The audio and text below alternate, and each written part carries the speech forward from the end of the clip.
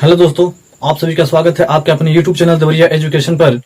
दोस्तों, आज हम कक्षा 12 का भौतिक विज्ञान पढ़ रहे हैं और आज का हमारा टॉपिक है गोलीय अवतल पृष्ठ पर अपवर्तन का सूत्र।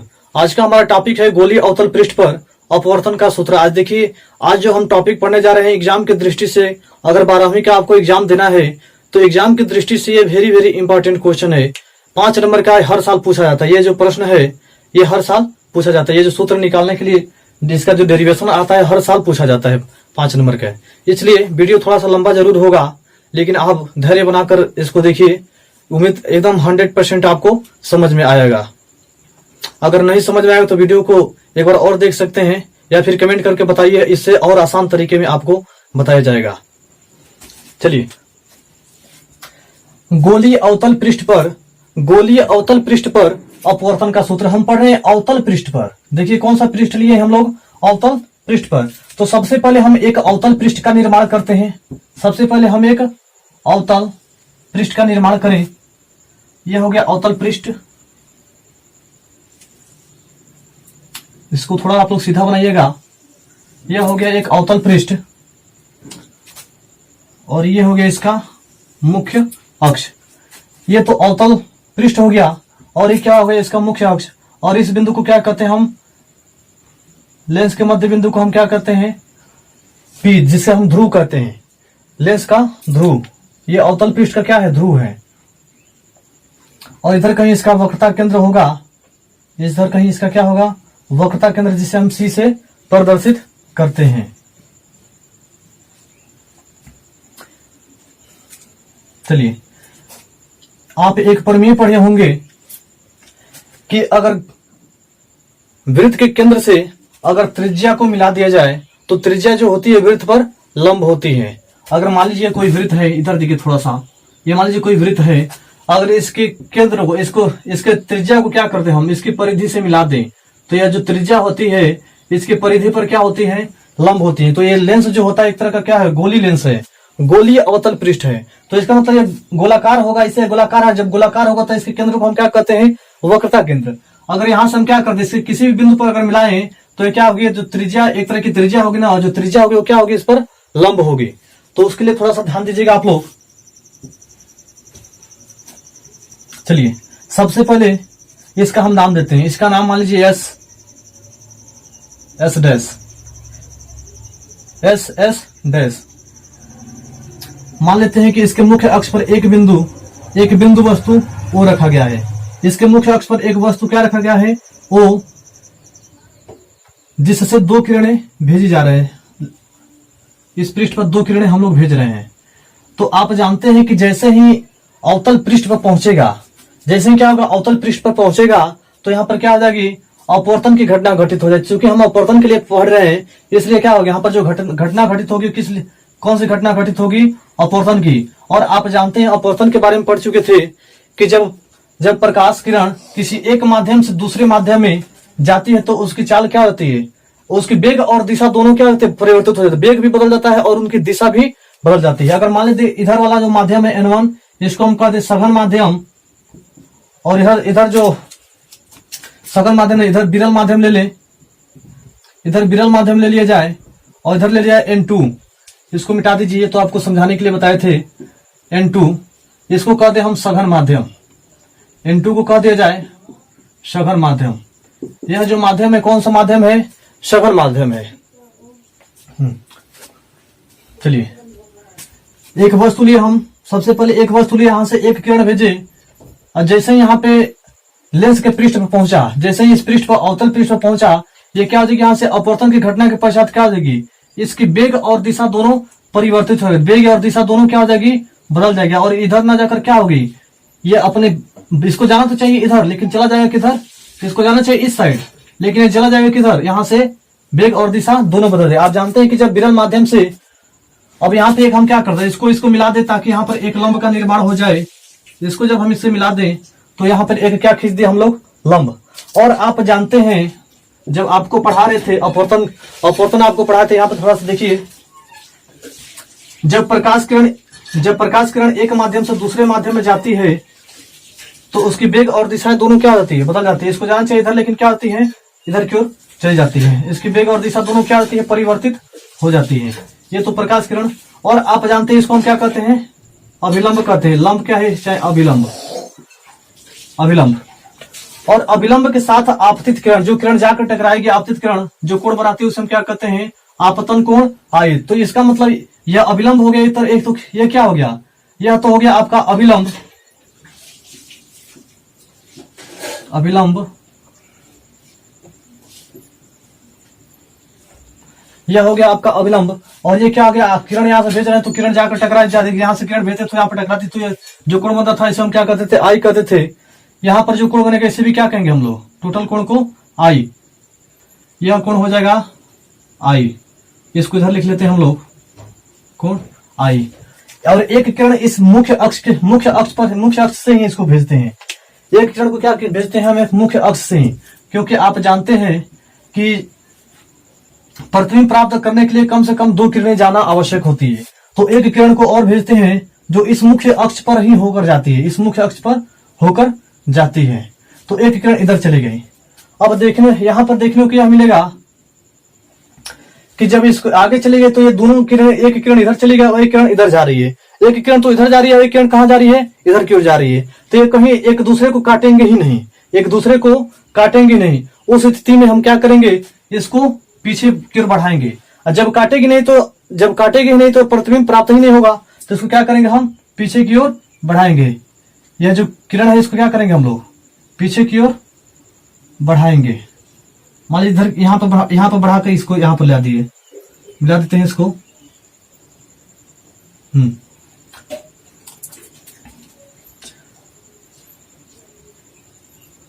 यह जो कोण है इसको हम अपवर्तन कोण कहते हैं, आर, अपवर्तन कोण आर।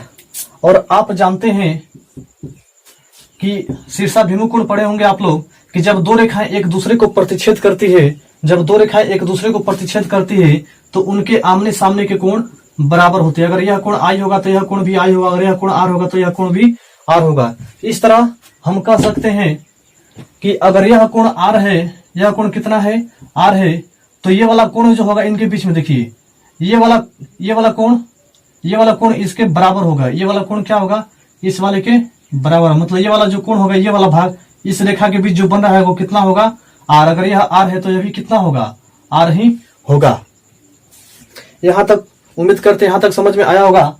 और आगे देखते हैं, इसका नाम देते हैं, ये इस बिंदु पर काट रहे, इस बिंदु पर पीछे की ओर मिलाने पर इस बिंदु पर मिल रहा है ना। तो अब देखिए दोनों के, अभी एक किरण यहां से जा रही है किरण, और उधर से पीछे की ओर हम बढ़ाए तो यहाँ पर मिल रही है। मतलब यहाँ पर इसका, इस वस्तु का प्रतिबिंब यहाँ पर प्राप्त होगा। इस बिंदु का नाम देते हैं हम लोग आई, इस बिंदु का नाम दे देते हैं हम लोग आई। ध्यान रखिए थोड़ा सा, आप लोग इसको मिटाते हैं ठीक से। हाँ, ये टोटल कोण आई है, टोटल कोण कितना है, आई। और यह वाला इनके बीच जो कोण है कितना है, आर।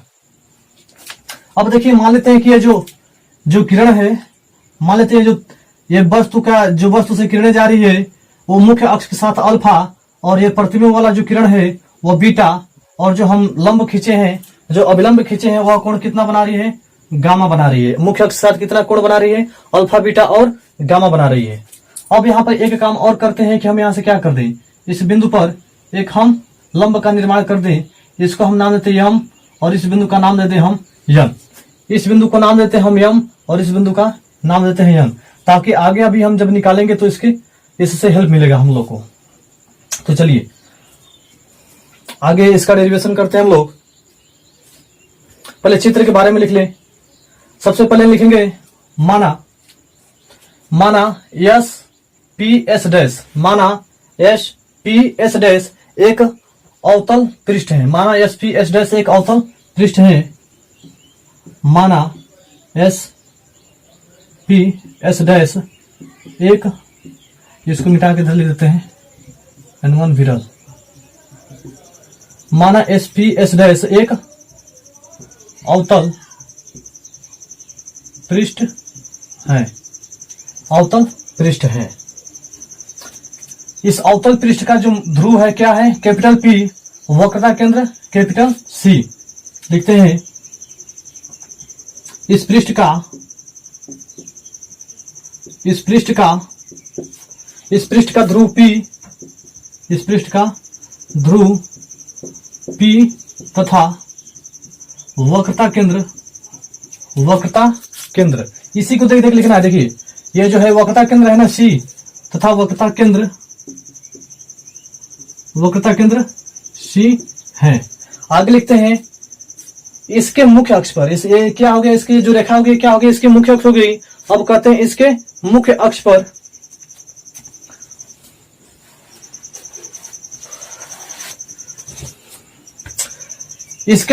पर एक वस्तु O स्थित है। इसके मुख्य अक्ष पर एक वस्तु कौन सी स्थित है, O स्थित है, जिससे दो किरणें जाती हैं, एक किरण तो यहां से जाकर M बिंदु पर जाती है और एक किरण मुख्य अक्ष के रास्ते जाती है। लिखते हैं इसके मुख्य अक्ष पर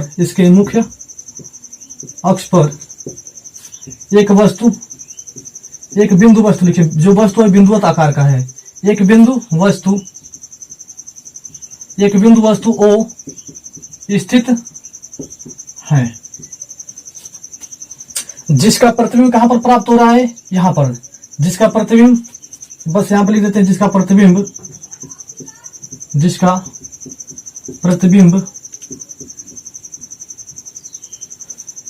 I पर प्राप्त होता है। ध्यान दीजिएगा इधर, बस आपको चित्र देख लिखना है।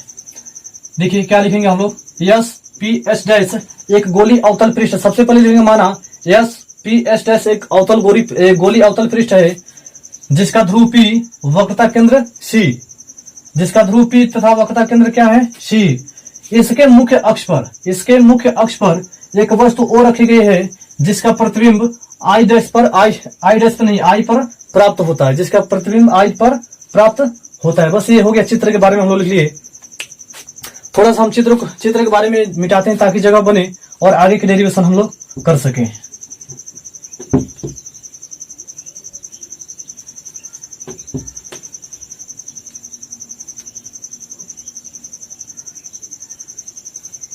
आपको एक बात और ध्यान देने योग्य बात है यहाँ पर, उसको थोड़ा सा आप लोग ध्यान दीजिए। त्रिभुज का एक नियम होता है, आप पढ़े होंगे। यदि कोई त्रिभुज है, किसी त्रिभुज के एक भुजा को आगे तक बढ़ाने पर, यहाँ पर जो कोण बनता है उसे हम कहते हैं बहिष्कोण। उसे क्या कहते हैं हम लोग, बहिष्कोण। और यह जो बहिष्कोण होता है, इसके शेष यहाँ पे इसके साथ वाला जो संगत कोण है उसको छोड़कर शेष दो कोणों के योग के बराबर होता है। अंदर के शेष दो कोणों के योग के बराबर होता है। जैसे मान लीजिए अगर यह हम कहें कि यह त्रिभुज ले ले कोई, अगर यह कोण, हमको यह कोण ज्ञात करना, यह दोनों कोण पता है, यह कोण 10 डिग्री और यह कितना है 40 डिग्री। अगर पूछ दे कि ये वाला कोण कितना होगा, तो ये अंदर वाला ये वाला जो कोण होगा ये क्या होगा, इनके शेष दो कोणों के योग के बराबर। उसी प्रकार इसको भी अगर बढ़ा दें तो यह वाला कोण क्या होगा, इसको छोड़कर, अब इसको छोड़ देंगे, साथ में जो है उसको छोड़ देंगे, अब इसको और इसको जोड़ेंगे इसमें। और जब इसको बढ़ाएंगे तो इसको और इसको जोड़ दिया जाएगा, ये वाला कोण और ये वाला कोण।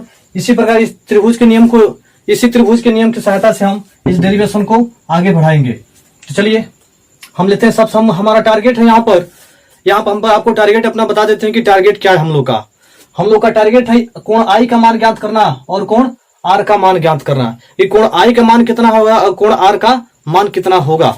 चलिए निकालते हैं हम लोग। लिखते हैं त्रिभुज, यहीं पे लिखते हैं ऊपर, त्रिभुज I ज्ञात करने के पूरा इसमें बना है ना, त्रिभुज OIC में, त्रिभुज OIC में, माफ कीजिएगा OIC नहीं रहेगा, त्रिभुज OMC। यहां पर देखिए ये वाला त्रिभुज, बड़ा वाला एक त्रिभुज बना है OMC। इसको अगर मिटा दीजिए, खुद लेके मान लीजिए किया नहीं है, बीच वाला भाग नहीं है, तो एक त्रिभुज दिखाएगा OM और C के बीच, जहां पे ये दोनों, इन दोनों के बीच, ये भुजा और इस भुजा के बीच जो कोण बना था I इसमें आ रहा था ना, तो कोण I ज्ञात करने के लिए हम इस भुजा के बीच की जो इस भुजा से जो त्रिभुज बना है उसको लेंगे हम। चलिए लेते हैं, अब निकालते। देखिए ये वाला त्रिभुज, देखिए इस तरह के जो त्रिभुज है यहां पर, ये थोड़ा सा टेढ़ा है इस तरह से।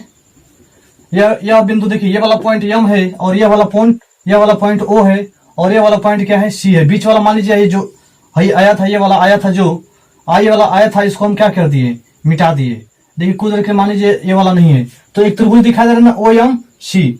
अब देखिए ये वाला जो आगे तक बढ़ाने पर, देखिए इस त्रिभुज की एक भुजा को आगे तक बढ़ाने पर जो कोण बना है, ये क्या बना है, गामा। यह कोण कितना बना है, गामा। यह जो कोण बना है कितना बना है, गामा।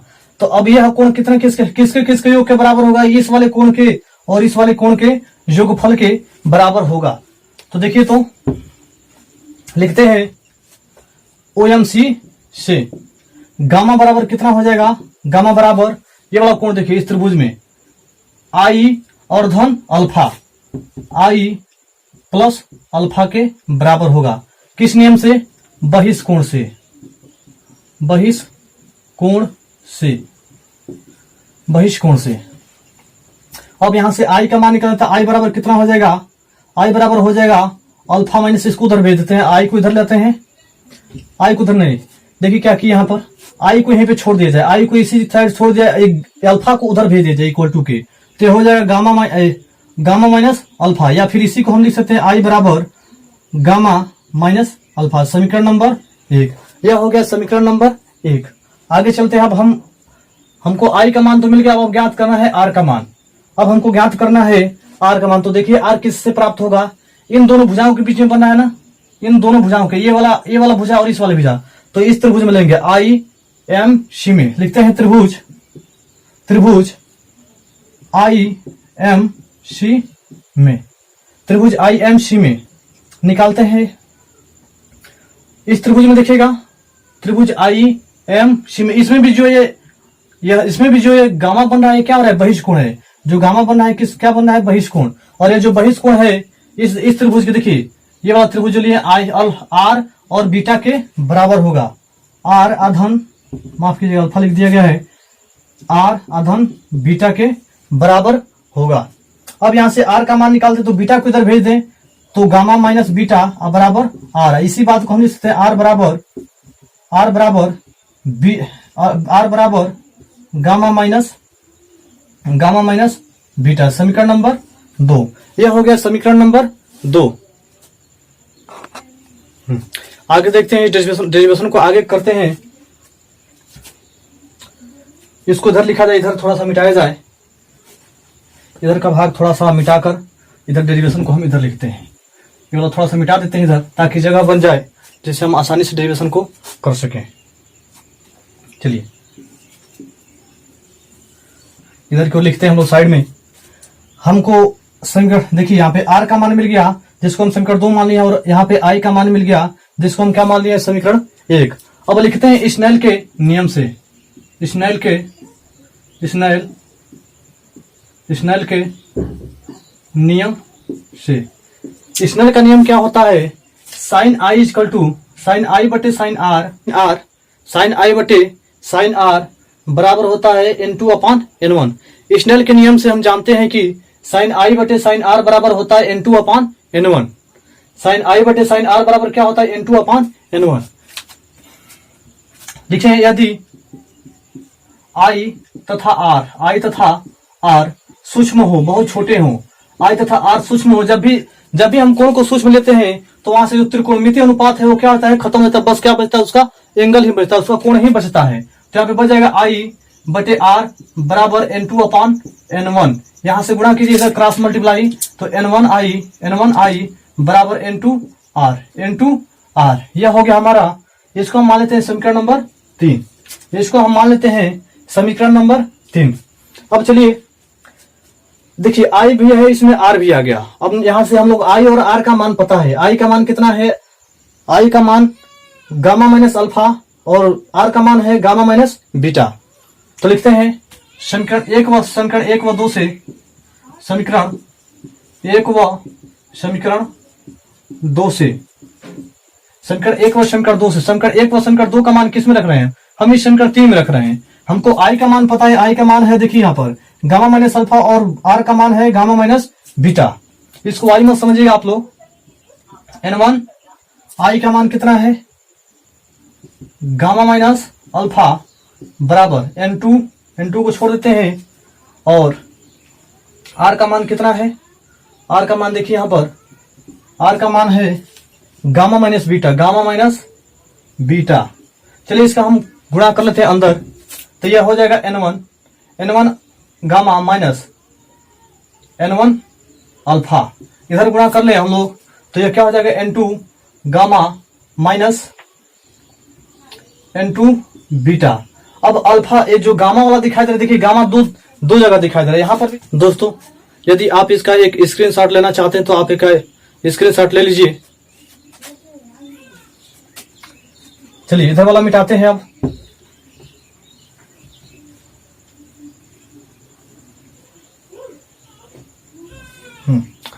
इस डेरिवेशन को आगे बढ़ाते हुए हमारा मिला है, देखिए यहां पर मिला हमको n1 gamma minus n1 alpha बराबर n2 gamma minus n2 beta. अब देखिए यहां पर गामा वाला दो जगह पद आ रहा है, जो गामा वाला पद आ रहा है दो जगह आ रहा है, यहां पर भी आ रहा है यहां पर भी। तो इसको एक साइड कर लेते हैं और इसको एक साइड कर लेते हैं। तो यहां से हम लोग कर लें, इसको इधर लाइए तो ये हो जाएगा n2 बीटा। इधर देखिए माइनस n2 बीटा इधर आएगा तो इक्वल टू की साइड आएगा तो प्लस n2 बीटा। और देखिए यहां पे बच गया n1 अल्फा।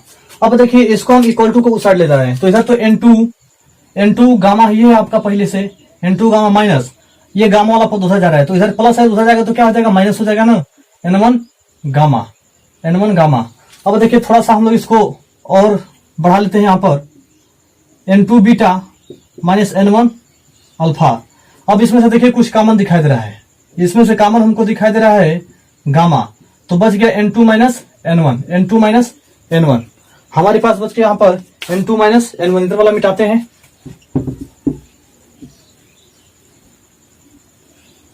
चलिए अब बस एक चीज और करना है कि आपको अल्फा बीटा और गामा का मान निकाल कर रख देना है। आपको अल्फा बीटा और गामा का मान निकालकर इस यहां पर जो ये मिला हुआ है हमको, इसका कोई नाम देते हैं समीकरण। चलिए हम समीकरण 4 नाम देते हैं इसको हम समीकरण 4 कर दें, समीकरण 4 में रख देंगे तो वहां से कट पीट कर आपका जो मान बचेगा वो क्या हो जाएगा, इसके लिए सूत्र बच जाएगा। चलिए सबसे पहले हम निकालते हैं अल्फा का मान। अल्फा देखिए कहां से निकलेगा, समकोण त्रिभुज, यहां से एक समकोण त्रिभुज दिखाया जाएगा यहां से OMN से। देखिए समकोण त्रिभुज OMN से, समकोण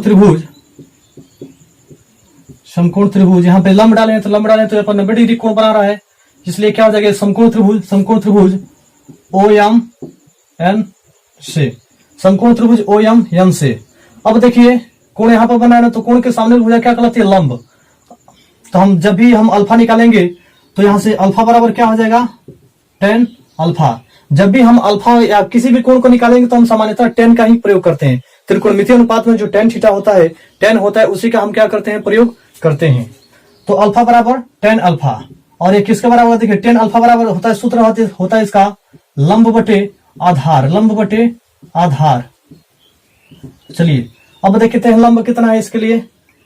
अल्फा यहां से ना, तो अल्फा के सामने भुजा लंब क्या है, यम। लंब कितना है, यम। अब बटे आधार कितना है, यहां से देखिए आधार ON, आधार कितना है ON। ये तो अल्फा का मान निकल गया। इसी प्रकार हम बीटा का मान निकालते हैं। समकोण त्रिभुज बीटा का मान यहां से निकलेगा ना, IMN से, समकोण त्रिभुज IMN से। इसी प्रकार बता दीजिए बीटा बराबर क्या हो जाएगा, tan बीटा बराबर tan बीटा, और सूत्र वही रहेगा लंब बटे आधार, सूत्र तो वही रहेगा लंब बटे आधार, बस कोण यहाँ पे बदला जा रहा है। तो tan बीटा देखिए इसके सामने भुजा वही है लंब MN, अब बटे आधार कितना है, आधार IN, चाहे n I कहिए चाहे IN। अब निकालते हैं समकोण त्रिभुज, यहां पर निकालते हैं, आप शायद दिखाई नहीं दे रहा होगा, समकोण त्रिभुज।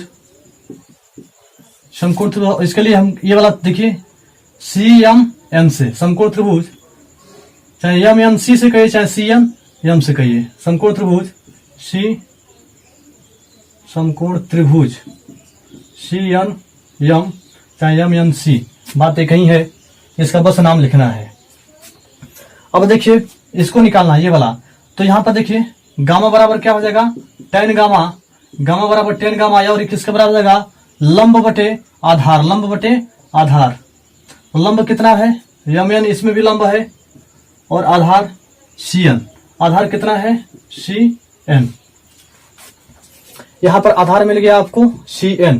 चलिए अल्फा बीटा, देखिए अल्फा का मान मिल गया, बीटा का मान मिल गया, और अल्फा का मान मिल गया, बीटा का मान मिल गया, और गामा का मान मिल गया। अब यह अल्फा बीटा गामा का मान समीकरण 4 में रख देते हैं। अल्फा बीटा और गामा का जो मान है वह समीकरण 4 में रखते हैं।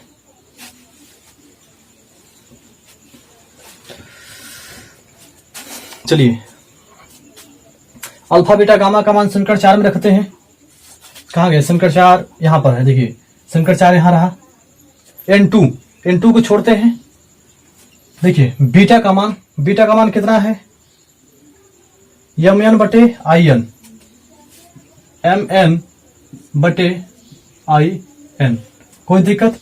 फिर माइनस से माइनस लगा दीजिए, यहां पर माफ कीजिए, यहां पर थोड़ा सा लिखना हम लोग भूल गए, लिख लेते हैं। समीकरण 4 में मान रखने पर यह जो मान निकाले वो किस में रख रहे हैं, समीकरण 4 में। N2 बीटा का मान रख दीजिए माइनस से माइनस लगा दीजिए, N1 अल्फा, N1 को लिख दीजिए, अल्फा का मान हम निकाल चुके हैं, MN बटे ON, MN बटे ON बराबर में हमारा क्या है, गामा का मान। देखिए गामा का मान कितना हम लोग निकाले हैं, MN अब बटे CN, N2 कितना है, N2 minus N1 into N2 minus N1। चलिए आगे से इसमें से देखिए, इधर इन दोनों में से ऊपर वाला देखिए, ऊपर से कुछ कॉमन दिखाई दे रहा है, MN, इसमें भी MN है और इसमें भी MN है, तो MN ऊपर से कॉमन लेते हैं, तो क्या बच जाएगा, N2 अपान IN माइनस इसका इसमें गुणा है तो बाहर निकलेगा, लेकिन यहाँ पे एक बचे तो इसका गुणा हो जाएगा, N1 अपान ON बराबर, उधर आपका M तो ये है, अब बटे नीचे CN है, N2 क्या है, N2 माइनस N1। चलिए अब देखिए MN से MN कैंसिल हो गया। देखिए इधर ये गुणा में है, इधर क्या है, इसके साथ गुणा में इधर आएगा तो भाग पड़ेगा, इसके नीचे आ जाएगा, और जब इसके नीचे आएगा तो ये क्या हो जाएंगे, कट जाएंगे, तो हम यहीं पर भी काट सकते हैं हम लोग। तो बच गया हमारे पास N2 upon IN minus N1 upon ON बराबर, इधर बच गया N2 माइनस N1, अब पूरे का बटा देखिए CN का गुणा हम कर सकते हैं CN, यहाँ पे बच गया CN। थोड़ा सा अब हम इन दोनों का इन सभी का मान हम निकाल लेते हैं। यह हो गया समीकरण नंबर 5, इसको हम समीकरण नंबर 5 नाम देते हैं।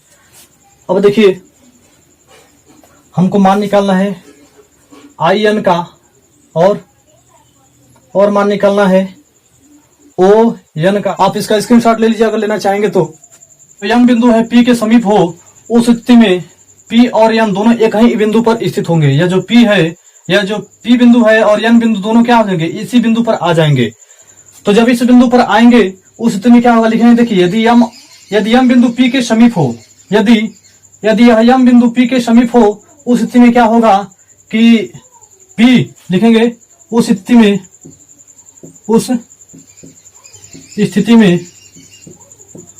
में P तथा N एक ही जगह स्थित होंगे, एक ही जगह स्थित होंगे। और जब एक ही जगह स्थित होंगे, देखिए जब इसी एक ही बिंदु पर स्थित हो जाएंगे, से N के बीच की दूरी नापिए, चाहे O से P की दूरी नापिए, दोनों क्या हो जाएंगे, बराबर होंगे, क्योंकि दोनों N और P एक ही बिंदु पर स्थित है। जब इसी बिंदु पर स्थित है तो यहाँ से O की दूरी और चाहे यहाँ से N की दूरी दोनों क्या होंगे, बराबर। तो लिखते हैं ON बराबर क्या हो जाएगा उस स्थिति में, ON बराबर क्या हो जाएगा, ON बराबर OP। उसके बाद से जो IN है, वह बराबर हो जाएगा किसके, PI के, IN बराबर क्या हो जाएगा, PI। उसके बाद से देखिए यहां से जो CN है वो बराबर हो जाएगा किसके, CP के, वो बराबर हो जाएगा CP के। अब चलिए अब लिखते हैं समीकरण 5 से, समीकरण 5 से। अब जो समीकरण 5 है N2 अपान आई एन को हम क्या लिख सकते हैं पी आई, आई एन को हम लिख सकते हैं पी आई, फिर माइनस से माइनस लगा दीजिए, N1 है, N1 को उतारिए बटे ओ एन को हम लिख सकते हैं ओ पी बराबर N2 minus N1 C N को हम लिख सकते हैं, सी एन को क्या लिख सकते हैं सी पी, सी एन को क्या लिख सकते हैं हम लोग। देखिए यहां पर ध्यान से N2 पी आई। अब जानते हैं कि ध्रुव से प्रतिबिंब की दूरी को हम किससे प्रदर्शित करते हैं, ध्रुव से प्रतिबिंब की दूरी को हम स्मॉल v से प्रदर्शित करते हैं। ध्रुव से प्रतिबिंब की दूरी को किससे प्रदर्शित करते हैं स्मॉल v से, मतलब यहां से यहां तक की जो दूरी हो कितना होगी v, और यहां से वक्रता त्रिज्या, यहां से ध्रुव से और वक्रता केंद्र के बीच की दूरी को हम क्या करते हैं वक्रता त्रिज्या, और वक्रता त्रिज्या को कैपिटल R से प्रदर्शित करते हैं। और आपको पता है कि वस्तु से लेकर ध्रुव लेंस के ये जो पृष्ठ है उसका ध्रुव तथा वस्तु की दूरी को हम स्मॉल u से प्रदर्शित करते हैं। और यह सभी दूरियां कैसी रखी जाती है अवतल लेंस के लिए, अवतल पृष्ठ के लिए हम सभी दूरियां क्या रखते हैं हम लोग माइनस में रखते हैं। तो रखते हैं इसका मान, यह हो गया समीकरण 6। समीकरण 6 में अभी बनाएंगे तो चलेगा, आगे बस लिखते हैं N2 अपान पी आई को हम क्या लिख सकते हैं पी आई क्या होती है प्रतिबिंब की दूरी क्या होती है हमेशा माइनस में होती है भी, माइनस N1 को N1 रहने दीजिए, अवतल पृष्ठ के ध्रुव तथा वस्तु के बीच की दूरी को हम स्मॉल u से प्रदर्शित करते हैं, और यह दूरी भी क्या होती है माइनस में होती है। अब इधर बच गया N2 अपान N2 माइनस N1 अपान CP को हम क्या लिख सकते हैं, देखिए तो C से लेकर P की दूरी को हम क्या लिख सकते हैं कैपिटल R, और यह दूरी क्या होती है ऋणात्मक होती है। यहां से देखिए तो इसमें से अगर माइनस चिन्ह कॉमन कर दिया जाए, इसमें से क्या कर दिया जाए माइनस चिन्ह कॉमन, अगर माइनस चिन्ह कॉमन कर लेंगे तो क्या बचेगा N2 अपान V माइनस N1 अपान U। देखिए नीचे से दोनों हम क्या कर लिए माइनस चिन्ह कॉमन कर लिया बराबर, यह माइनस यहाँ पर है तो इसको हम पहले भी लगा सकते हैं और इसको लिख सकते हैं N2 माइनस N1 अब बटे कैपिटल R, माइनस से माइनस से कैंसिल हो गया और बच गया आपका N2 अपान V माइनस N1 अपान U बराबर के N2 माइनस N1 अब बटे पूरे का R। यह हो गया हमारा गोली अवतल पृष्ठ के लिए अपवर्तन का सूत्र। इसमें एक विशेष स्थिति देखते हैं हम, यहाँ पे एक विशेष स्थिति देख लेते हैं। आप लोग इसका स्क्रीनशॉट लीजिए तब तक। चलिए अब यहाँ पे हम इसको चित्र को मिटाते हैं, अब चित्र का कोई काम नहीं रहा, हमारा सूत्र मिल गया ये, यदि N2 अपान N1 बराबर क्या हो जाए n के, यदि N2 अपान N1 को हम क्या कर दे संपूर्ण रूप से कह दे कि ये n है, ये दोनों माध्यमों का अपवर्तनांक जो है कितना है n है, उस स्थिति में क्या हो जाएगा N2 बराबर, इसको उधर भेजेंगे तो गुणा हो जाएगा N1 इंटू n। अब इसमें मान रखते हैं, सूत्र में मान रखते हैं, देखते हैं यहां से क्या मिलता है। N2 जब हम क्या लिखते हैं N1 इंटू n, N2 जब लिखते हैं N1 इंटू n अब बटे V माइनस N1 V, इसको रहने देते हैं, बस N2 की जगह पर लिखना है। N2 की जगह पर क्या लिख सकते हैं N1 n माइनस N1 है ये है आपका अब बटे R, उस ऊपर से देखिए N1 कॉमन हो गया, N1 कॉमन कर लेंगे तो कितना मिलेगा यहाँ पर तो n बटा V माइनस यहाँ पर क्या बचेगा, यहाँ पर ऊपर पूरा कॉमन हो गया एक बटा माफ कीजिए यहाँ पर U रहेगा, U बराबर इसमें भी N1 कॉमन हो गया तो बच गया n माइनस 1 अब बटे कैपिटल R, n से n कैंसिल हो गया, हमारा सूत्र मिल गया, एक और सूत्र मिल गया n बटे V माइनस 1 बटे U बराबर N1 माइनस 1 अब बटे R। यह भी एक सूत्र मिल गया हमारे पास, तो दो सूत्र यहां से प्राप्त हुए। उम्मीद करते हैं दोस्तों आपको ये वीडियो अच्छी लगी होगी और अच्छी लगी हो तो चैनल को सब्सक्राइब कीजिए और आगे दोस्तों